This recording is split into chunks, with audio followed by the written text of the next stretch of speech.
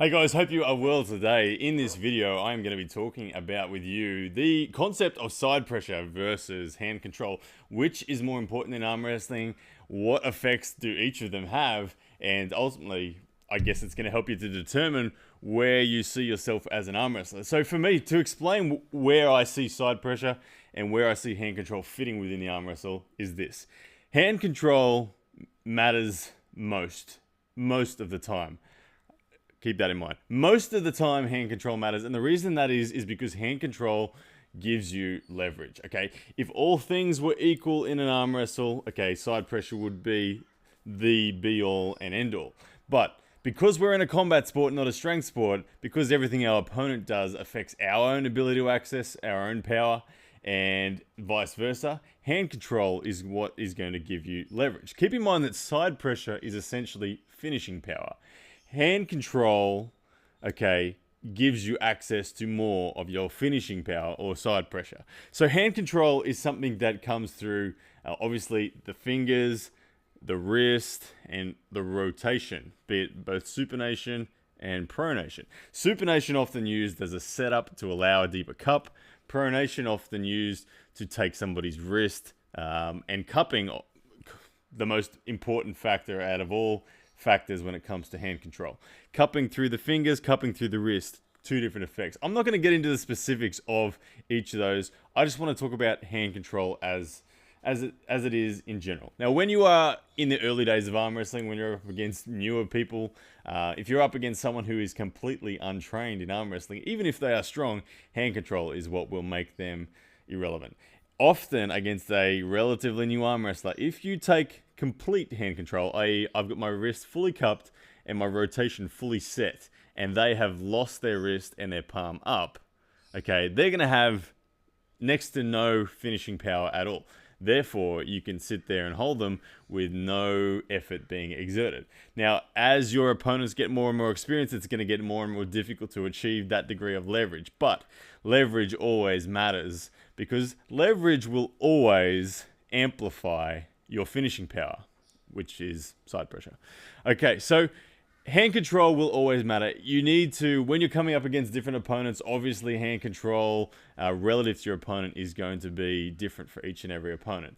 Each person, there is going to be a natural balance. I might win 60% of the hand control on one guy and 50% or 55% on another guy. Okay, so if you just keep in mind that hand control gives you access to your own side pressure, and hand control also takes away your opponent's access to side pressure. Now, side pressure is the finishing power. Side pressure is the kind of ugly, it's the raw strength that arm wrestlers have through the connective tissue of their elbow and also in their shoulders that allows them to do what they do better than anyone else on the planet. Now, no matter if you're a powerlifter, a bench presser, you're a strongman, you're a crossfitter, to the elite level, you are lacking side pressure, okay? Because you just haven't spent the time getting the connective tissue in the right state to be able to handle the sort of pressures that arm wrestling at the elite level is going to bring.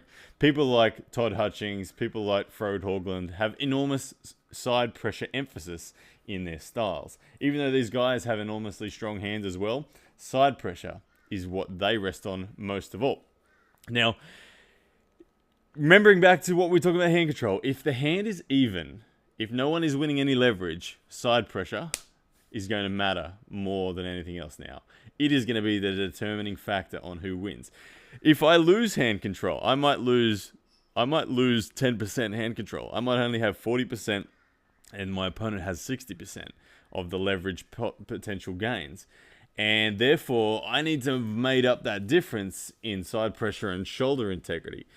Now, where you train on, do you put more emphasis on hand? Do you put more emphasis on side? Is really going to be up to you. And it's often shaped, most of all, by who the opponents are that you're chasing.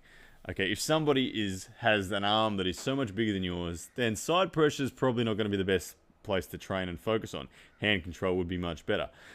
Alternatively, if you're taking on someone really tall with a big hand and they got way more hand control than you, it's not really that important. It's not really that beneficial for you to focus on trying to close the gap in hand control. You're much better off just saying, look, my wrist is going to go back to there.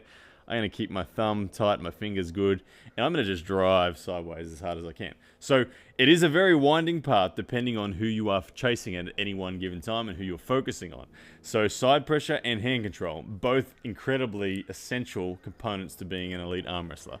Where do I sit on it personally? I spent the first 4.5 years almost exclusively training hand control. Where I'm at right now, I'm at the 5-year mark into the sport. I'm now starting to add a lot of side pressure to my game. And personally, I'm loving adding side pressure. I don't think I could have trained as hard as I do right now back in the first few years. It would have blown my elbow out too much. But where I'm at right now, I'm conditioned to side pressure. Anyway, guys, that's my point of view on hand control versus side pressure. I'd love to hear your thoughts, and we'll see you next time.